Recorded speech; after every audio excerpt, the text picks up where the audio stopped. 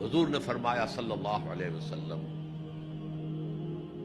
ان فی المال حقا سوى الزکوٰۃ، اے مسلمانوں یہ نہ سمجھنا کہ بس زکوٰۃ ادا کر دی تو تمہارے مال کا سارا حق ادا ہو گیا۔ ان فی المال حقا سوى الزکوٰۃ، تمہارے اموال میں حق ہے اللہ کا زکوٰۃ کے علاوہ بھی۔ اور پھر آپ نے یہ آیت پڑھی، وَآتَى الْمَالَ عَلَىٰ حُبِّهِ ذَوِي الْقُرْبَىٰ وَالْيَتَامَىٰ وَالْمَسَاكِينَ وَابْنَ السَّبِيلِ وَالسَّائِلِينَ وَفِي الرِّقَابِ وَأَقَامَ الصَّلَاةَ وَآتَى الزَّكَاةَ۔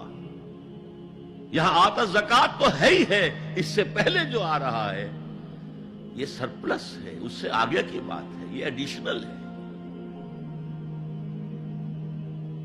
اسی لیے جب انفقوا انفقوا انفقوا انفقوا انفقوا کی جو تکرار ہوتی ہے قرآن مجید میں، تو ایک جگہ پھر سوال